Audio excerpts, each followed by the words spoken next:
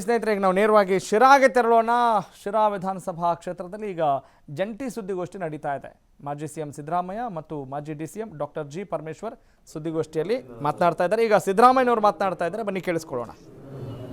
Minor irrigation department, PWD department, ಎಲ್ಲ ಇಲಾಖೆಗಳಲ್ಲಿ 10% ಕೊಟ್ಟರೆ ಅನುದಾನ ಕೊಡ್ತಾರೆ.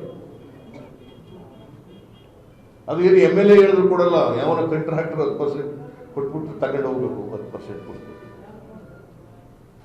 ನಾನು ಕೇಳ್ತೀನಿ, ಇತ್ತೀಚೆಗೆ ನರೇಂದ್ರ ಮೋದಿ ಅವರಿಗೆ ಇಲ್ಲೆಲ್ಲ ಬಿಹಾರದಲ್ಲಿ ಭಾಷಣ ಮಾಡ್ತಾ ಹೇಳಿದ್ದಾರೆ ನರೇಂದ್ರ ಮೋದಿ ಅವರು ಇತ್ತೀಚೆಗೆ, ಈಗ ಬಿಹಾರ ಎಲೆಕ್ಷನ್ ಅಲ್ಲಿ ಈ ಭ್ರಷ್ಟಾಚಾರ ವಂಶ ಪಾರಂಪರ್ಯ ಆಗ್ಬಿಟ್ಟದೆ, ವಂಶ ಪಾರಂಪರ್ಯ ಆಗ್ಬಿಟ್ಟದೆ ಅಂತ ಹೇಳ್ತಾ ಇದ್ರು. ಈಗ ಕಣ್ಣು ಕಾಣಲು ಇದು ಯಡಿಯೂರಪ್ಪನವ್ರ ಭ್ರಷ್ಟಾಚಾರ, ನೋಡೇ ಹೇಳಿದ್ರು ಅಥವಾ ಯಡಿಯೂರಪ್ಪನವ್ರು ನೋಡೇ ಹೇಳಿದ್ರು ಹೇಳಿರ್ಬೋದು.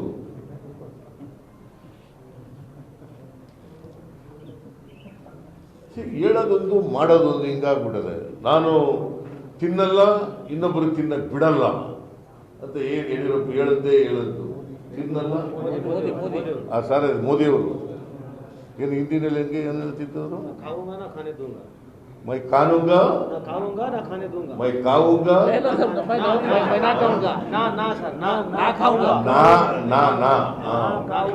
ನಾ ಕಾವುಂಗಾ ಕಾನೇ ದೂಂಗಾ ಹಿಂದಿನಲ್ಲಿ ಹೇಳ್ತಿದ್ದದು.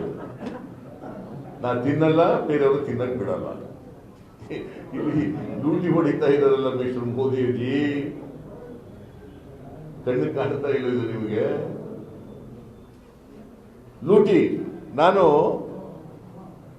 ಜುಲೈ 13ನೇ ತಾರೀಕು ಪ್ರೆಸ್ ಕಾನ್ಫರೆನ್ಸ್ ಕರೆದು, ಮೀಡಿಯಾದವ್ರು ಕರೆದು ಒಂದು ಆರೋಪ ಮಾಡಿದ್ದೆ. ಏನಪ್ಪಾ ಅಂತಂದ್ರೆ, ಈ ಕೊರೋನಾ ಬಂದ ಮೇಲೆ ಮೆಡಿಕಲ್ ಇಕ್ವಿಪ್ಮೆಂಟ್ಸ್ ಪರ್ಚೇಸ್ ಮಾಡೋದ್ರಲ್ಲಿ 4,165 ಕೋಟಿ ಖರ್ಚು ಮಾಡಿದ್ದಾರೆ. ಅದರಲ್ಲಿ 2,000 ಕೋಟಿಯಷ್ಟು ಲಂಚ ಹೊಡೆದ್ಬಿಟ್ಟಿದ್ದಾರೆ ಅಂತ ಹೇಳಿದ್ದೆ. ಇದನ್ನ ಅಸೆಂಬ್ಲಿನಲ್ಲೂ ಮಾಡಿದೆ ನಾನು.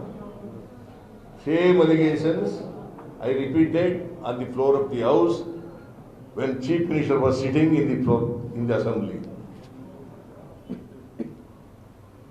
ಉತ್ತರ ಚೀಫ್ ಮಿನಿಸ್ಟರ್ ಕೊಡ್ಲಿಲ್ಲ, ಸುಧಾಕರ್ ಕೊಟ್ಟರು ಉತ್ತರನ, ಹೆಲ್ತ್ ಮಿನಿಸ್ಟರ್. ಆಗ ನಾನು 13ನೇ ತಾರೀಕು, ಜುಲೈ 13ನೇ ತಾರೀಕು ಮಾಡಿದಾಗ Ashwath Narayana deputy chief minister and Ramulu ಆವತ್ತಿನ ಹೆಲ್ತ್ ಮಿನಿಸ್ಟರ್, ಅವರು ಡಿನೈಡ್ ಮೈ ಅಲಿಗೇಷನ್ ದಟ್ ನಾವು 323 ಕೋಟಿ ಅಷ್ಟೇ ಖರ್ಚು ಮಾಡಿರೋದು, ಸಿದ್ದರಾಮಯ್ಯನವರು 2,000 ಕೋಟಿ ಲಂಚ ಹೊಡೆದವರು ಅಂತ ಹೇಳ್ತಾರೆ, ಇದು ಹಸಿ ಸುಳ್ಳು ಅಂತ ಹೇಳಿದ್ರು. ನಾನು ಅದಕ್ಕೆ ಮತ್ತೆ ಅಸೆಂಬ್ಲಿನಲ್ಲಿ ಪ್ರಸ್ತಾಪ ಮಾಡಿದೆ. ಅದನ್ನ ಅಸೆಂಬ್ಲಿ ಕರೆದಾಗ with documents I have proved, with documents on the floor of the house. ಆಗ ನಾನು ಏನೇನು ಅಲಿಗೇಷನ್ ಮಾಡಿದ್ದೆ ಅವೆಲ್ಲನೂ ಕೂಡ ವಿತ್ ಡಾಕ್ಯುಮೆಂಟ್ ಪಬ್ಲಿಷ್ ಮಾಡಿದೆ.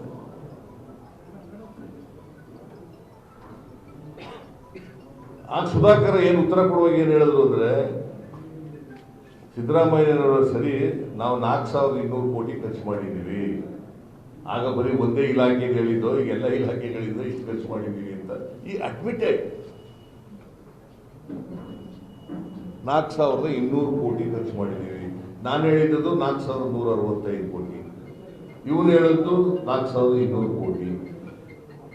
ಸೊ ಎಸ್ ಅಡ್ಮಿಟೆಡ್ ಎಷ್ಟು ಹಣ ಖರ್ಚು ಮಾಡಿದ್ದೀವಿ ಅನ್ನೋದು. ಆದರೆ ಈ ಮೆಡಿಕಲ್ ಇಕ್ವಿಪ್ಮೆಂಟ್ಸ್ ತಗೊಂಡಿರೋದು ರೇಟ್ ಹೈಯರ್, ಬಹಳ ಎಕ್ಸಾಗರೇಟ್ ನಮ್ಮ ಇದೆಲ್ಲ ಕೊಟ್ಬಿಟ್ಟಿದ್ದಾರೆ, ಎಕ್ಸಾಮಿಡೆಂಟ್ ರೇಟ್ ಎಲ್ಲ ಕೊಟ್ಬಿಟ್ಟಿದ್ದಾರೆ. ನಾನು ಹೇಳಿದೆ, ಏನಪ್ಪ ಸುಧಾಕರ,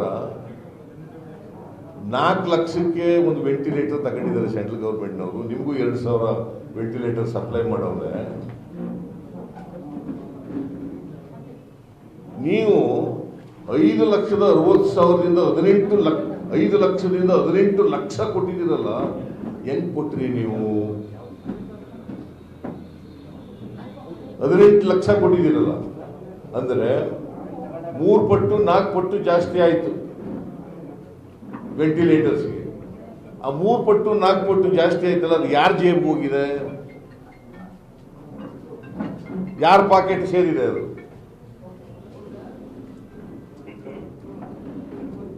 ಆಮೇಲೆ ಈ PPE ಕಿಟ್ಗಳು, ಒಂದು PPE ಕಿಟ್ಗೆ 330 ರೂಪಾಯಿ. ಇವರು 2147 ರೂಪಾಯಿ ಕೊಟ್ಟಿದ್ದಾರೆ. ಅಂದ್ರೆ 6 ಪಟ್ಟು ಜಾಸ್ತಿ ಆಯ್ತು, 600 ಪಟ್ಟು, 600 times. I can understand even if it is 10%, 20%, 25% ಹೆಚ್ಚಾಗಿ ಕೊಟ್ಟವ್ರೆ ಅಂದ್ರೆ ಐ ಕ್ಯಾನ್ ಅಂಡರ್ಸ್ಟ್ಯಾಂಡ್. 600 ಪಟ್ಟು ಕೊಟ್ಟಿದ್ದೀರಲ್ಲ, ಎಷ್ಟು ದುಡ್ಡು ಹೊಡೆದಿದ್ದೀರಿ ನೀವು ಇದರಲ್ಲಿ? 18 ಲಕ್ಷದ ವೆಂಟಿಲೇಟರ್ ಇದೆಯಲ್ಲ, ಅದು ಯಾರಿಗೆ? ಅದಾನಿ ಅಂಬಾನಿ ಕೊಡ್ತಿರೋ ಅವನ್ನ?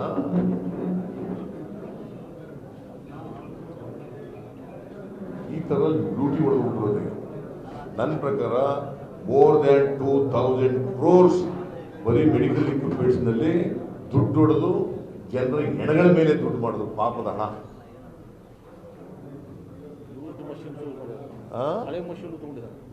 ಆಮೇಲೆ ಕೆಲವೆಲ್ಲ ಹಳೆ ಮೆಷಿನ್ಗಳೆಲ್ಲ ತಗೊಂಡ್ಬಿಟ್ಟಿದ್ದಾರೆ. ಇವರು ಮೆಡಿಕಲ್ ಕಾಲೇಜ್ ನಡೆಸ್ತಾರೆ, ಇವರು ಮೆಡಿಕಲ್ ಕಾಲೇಜ್ ನಡೆಸ್ತಾರೆ. ವೆರಿಫೈ ಮಾಡಿ ಬೇಕಾದ್ರೆ.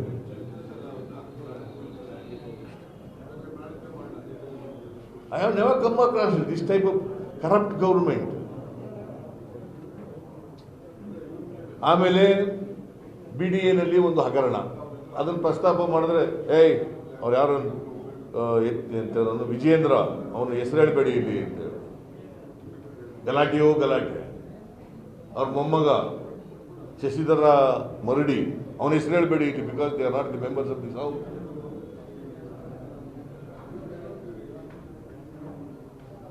ದೊಡ್ಡ ಗಲಾಟೆ. RTGS ಮೂಲಕ ದುಡ್ಡು ವರ್ಗಾವಣೆ ಆಗಿದೆ, ಇವ್ರ ಅಕೌಂಟ್ಗಳಿಗೆ ವರ್ಗಾವಣೆ ಆಗಿದೆ. ಇದಕ್ಕಿಂತ ಎವಿಡೆನ್ಸ್ ಬೇಕಾ? What more evidence is required? Enquiry ಮಾಡಿಸ್ರಿ ಜುಡಿಷಿಯಲ್ ಕಮಿಷನ್ ಮೂಲಕ. ಒಪ್ಪಲ್ಲ. ಯಾರು ಮಾತಾಡ್ಬೇಡಿ, ಸುಮ್ಮನೆ. ಈ ತರ ಲೂಟಿ ಹೊಡಿತಾ ಇದ್ದಾರೆ ಕೇಂದ್ರ ಸರ್ಕಾರ. ಈಗ ಪ್ರವಾಹ ಬಂತು, ಈ ವರ್ಷ 3 ಸಾರಿ ಪ್ರವಾಹ ಬಂದಿದೆ, ಆಗಸ್ಟ್, ಸೆಪ್ಟೆಂಬರ್, ಅಕ್ಟೋಬರ್.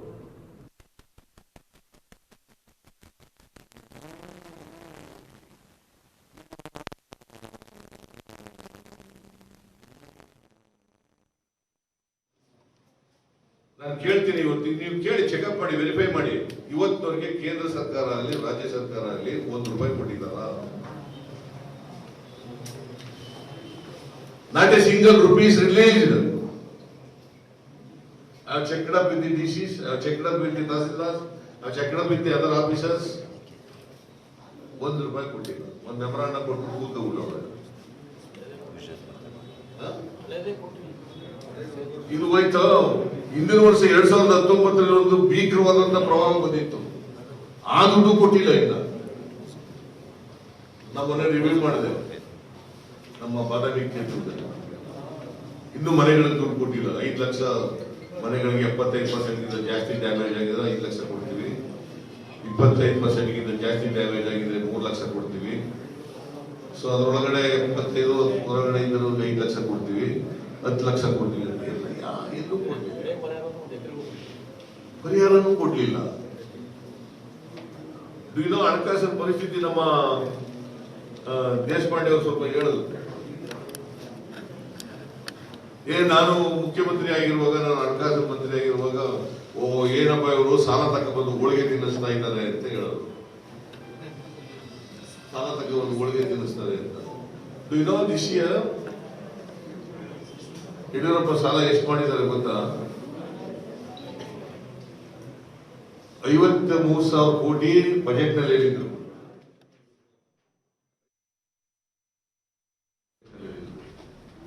ಅದ್ರ ಮೇಲೆ ಅಡಿಷನಲ್ ಆಗಿ ಕಾನೂನನ್ನ ತಿದ್ದುಪಡಿ ಮಾಡಿಬಿಟ್ಟು, ಫಿಸ್ಕಲ್ ರೆಸ್ಪಾನ್ಸಿಬಿಲಿಟಿ ಆಕ್ಟ್ ಅನ್ನ ತಿದ್ದುಪಡಿ ಮಾಡಿಬಿಟ್ಟು 33,000 ಕೋಟಿ ತಗೊಳ್ಕೊಂಡಿದ್ದಾರೆ. ಅಂದ್ರೆ ಇದು ಒಂದೇ ವರ್ಷ ನಿಯರ್ಲಿ 88 crores 86 ಕೋಟಿ 86,000 ಕೋಟಿ 86,000 ಕೋಟಿ ಒಂದು ವರ್ಷ ತಗೊಂತ ಇದ್ದಾರೆ.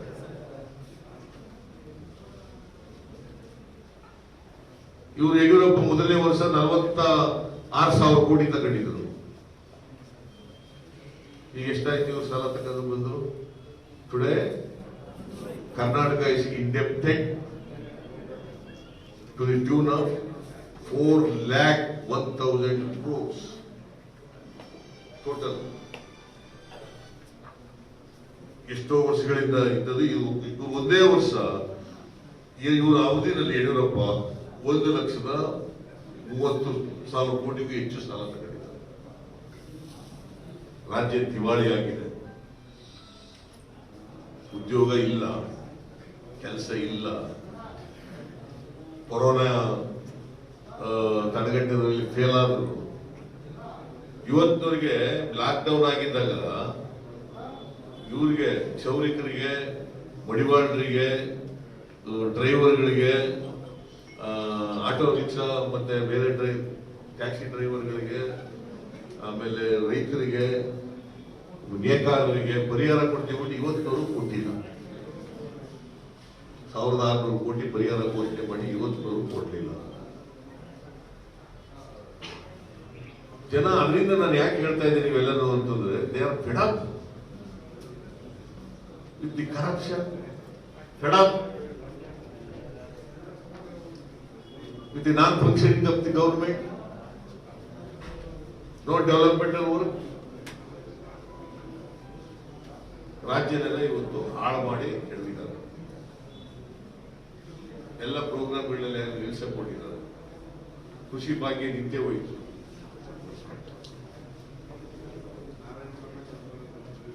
ಇಂದಿರಾ ಕ್ಯಾಂಟೀನ್ ಏನೇನು ನಿಲ್ಲಿಸ್ಬಿಡ್ತಾರೆ. ಈ ತರ ಇವತ್ತು ರಾಜ್ಯದಲ್ಲಿ. ಆಮೇಲೆ ಇವರಿಗೆ ನಾವು ವಿದ್ಯಾಸಿರಿ ಅಂತ ಒಂದು ಕಾರ್ಯಕ್ರಮ ಮಾಡಿದೆ, ಅದನ್ನು ನಿಲ್ಲಿಸ್ಬಿಟ್ಟಿದ್ದಾರೆ. ಕುರಿಗಳು ಮೇಕೆಗಳು ಸತ್ತೋದ್ರೆ, ಎತ್ತು ಎಮ್ಮೆಗಳು ಸತ್ತೋದ್ರೆ ಅವಕ್ಕೆಲ್ಲ ಕುರಿಗಳು ಸತ್ತರೆ 5,000, ಎತ್ತು ಎಮ್ಮೆಗಳು ಸತ್ತರೆ 10,000 ಪರಿಹಾರ ಕೊಡ್ತಿದ್ರು. ಅದನ್ನು ನಿಲ್ಲಿಸ್ಬಿಟ್ಟಿದ್ದಾರೆ. ಸೊ ಕೆಲವು ನಿಲ್ಲಿಸಿದ್ದಾರೆ, ಕೆಲವನ್ನ ಬದಲಾವಣೆ ಮಾಡಿದ್ದಾರೆ. ಏನು ಕೆಲಸ ನಡೀತಾ ಇಲ್ಲ. ಹೊಸದಾಗಿ ಒಂದೇ ರೂಪಾಯಿ ಕೆಲಸ. ಆ ಕಾರಣದಿಂದ ಆ ಆಧಾರದ ಮೇಲೆ ಹೇಳ್ತಾ ಇದ್ದಾರೆ. ಅದಕ್ಕೆ ಇವ್ರು ಹೇಳಿದ್ರಲ್ಲ, ಜನ ಇವತ್ತು ದೇ ಹ್ಯಾವ್ ಡಿಸೈಡೆಡ್ ಎಚ್ಚರಿಕೆ ಗಂಟೆ ಬಾರಿಸಕ್ಕೆ ತಯಾರಾಗಿದ್ದಾರೆ.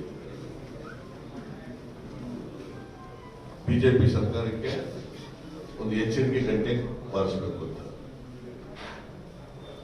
ನಾನೇನೀಗ ಇದಾದ ತಕ್ಷಣ ಅಸೆಂಬ್ಲಿ ಡಿಸಾಲ್ವ್ ಆಗುತ್ತದೆ ಅಂತ ಹೇಳಕ್ ಹೋಗಲ್ಲ.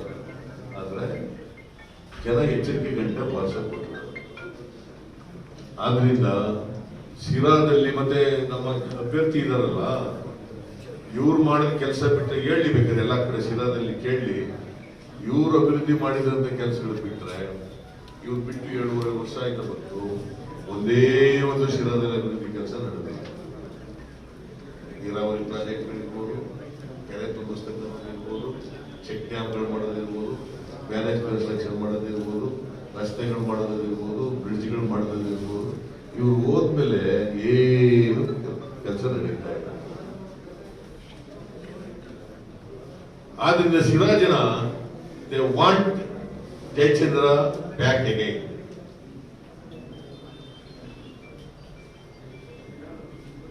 ಇದ್ರ ಜೊತೆಗೆ ಇಲ್ಲಿ ಬಿಜೆಪಿಯವರು ಏನ್ ಮಾಡ್ತಾ ಇದ್ದಾರೆ, ಕ್ಯಾಬಿನೆಟ್ನಲ್ಲಿ ದುಡ್ಡು ಹಂಚ್ಬಿಟ್ಟು ಚುನಾವಣೆಗೆ ಗೆದ್ಕೊಳ್ತಿದ್ರು.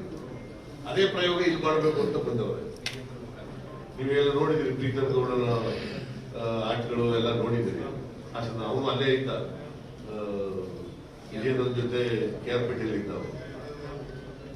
ನಾನು ಸಿಕ್ಕಿದ್ರು ಒಂದಿರಲ್ಲ, ಪ್ರಚಾರಕ್ಕೆ ಹೋಗಿದ್ದ. ಈಗ ಇಲ್ಲಿ ಶಿರಾದಲ್ಲಿ ಅದನ್ನೇ ಮಾಡಬೇಕು ಅಂತಂದು ನಾನು ಕೇಳಿದೆ. ಅಲ್ಲಪ್ಪ, ಅಭಿವೃದ್ಧಿ ಕೆಲಸಗಳು ದುಡ್ಡಿಲ್ಲ ಅಂತೀರಿ, ಓಟ್ ಕೊಟ್ಟು ದುಡ್ಡು ಕೊಟ್ಟು ಓಟ್ ಕೊಂಡ್ಕೊಳ್ಳೋಕೆ ಎಲ್ಲಿಂದ ಬಂತು ದುಡ್ಡು? ಅದು ಪಾಪಗಣ ಅಲ್ವಾ? ಸೊ ಇದನ್ನ ಮಾಡಕ್ಕೆ ಪ್ರಯೋಗ, ಕೆಆರ್ಪೇಟೆ ಪ್ರಯೋಗ ಅನ್ನೋದು ಇದೇನೆ.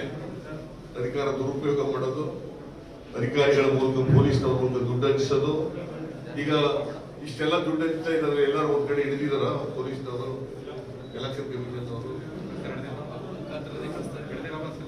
ರಾಜಾರೋಷವಾಗಿ ಹಂಚಿದ್ದಾರೆ, ರಾಜಾರೋಷವಾಗಿ.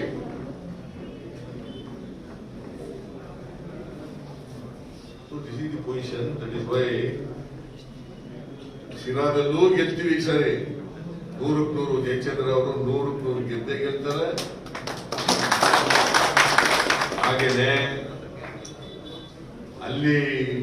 ಅಲ್ಲಿ ಪರಿಸ್ಥಿತಿ ಬೇರೆ, ಅಲ್ಲಿ ಪಕ್ಷಕ್ಕೆ ರಾಜೀನಾಮೆ ಕೊಟ್ಟು ಹೋಗಿರೋದು. ನಮ್ಮ 2 ಸಾರಿ ಗೆದ್ದು MLA ಆಗಿದ್ದು ಮುನಿರತ್ನ ನಾಯ್ಡು 2 ಸಾರಿ ಅವನು ನಮ್ಮಲ್ಲಿ ಗೆದ್ದು ರಾಜೀನಾಮೆ ಕೊಟ್ಟು ಆಪರೇಷನ್ ಕಮಲಕ್ಕೆ ಒಳಗಾಗಿ ಅಲ್ಲಿ ಹೋಗಿರೋದು. ಅಲ್ಲಿ ಜನ ಪ್ರಜ್ಞಾವಂತ ಮತದಾರ, ಇಲ್ಲೂ ಪ್ರಜ್ಞಾವಂತ ಮತದಾರ ಇದ್ದಾರೆ, ಇಲ್ಲ ಅಂತ. ಅಲ್ಲಿ ಬೇರೆ ಹಿನ್ನೆಲೆ, ಇಲ್ಲಿ ಬೇರೆ ಇದೆ. ಸೊ ಅದರಿಂದ ಆಮೇಲೆ ಇವ್ರು ಏನ್ ಹೇಳೋದು, ಅಲ್ಲಿ ಮುನಿರತ್ನ ಏನ್ ಹೇಳ್ತಾರೆ, ನಾನು ಅಭಿವೃದ್ಧಿ ಮಾಡಿದ್ದೀನಿ, ದುಡ್ಡು ಕೊಟ್ಟವ್ರು ಯಾರಪ್ಪ?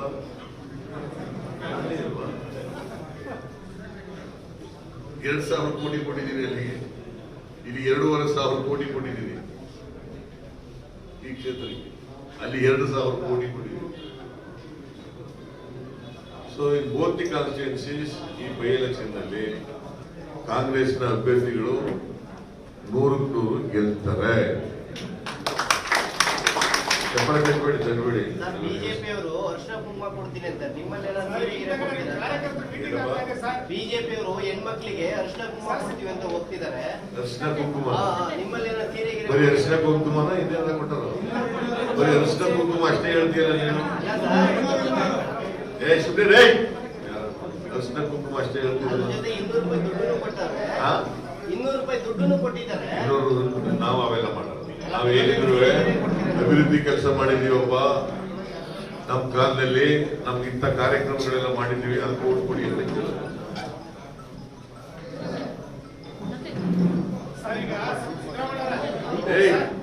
ಪ್ರೆಸ್ನವ್ರು ಮಾತ್ರ ಕೇಳಬೇಕು.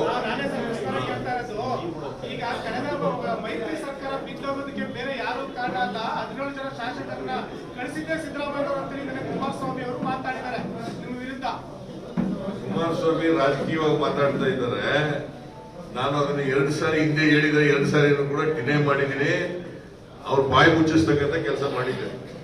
ಈಗ ಮತ್ತೆ ಇಲ್ಲಿ ಸಿಂಪತಿ ಗಳಿಸ್ಲಿಕ್ಕೋಸ್ಕರವಾಗಿ ಹೇಳ್ತಾ ಇದ್ದಾರೆ. ಸ್ಥಳೀಯವಾಗಿ ಶಿರಾದಲ್ಲಿ ನೀವು ಪ್ರವಾಸ ಮಾಡಿದ್ರಲ್ಲ, ಎಲ್ಲ ಕಡೆ ಏನ್ ಸಮಸ್ಯೆಗಳು ಕಂಡು ಸರ್? ಸ್ಥಳೀಯವಾಗಿ ಶಿರಾ ಕ್ಷೇತ್ರ ಏನು ಕೆಲಸ ಮಾಡಿಲ್ಲ, ಆ ಸಮಸ್ಯೆಗಳು ಕಾಣ್ತವೆ. ಜನ ಎಲ್ಲ ಶಾಪ ಹಾಕ್ತಾ ಇದ್ದಾರೆ ಅವರಿಗೆ. Okay, thank you.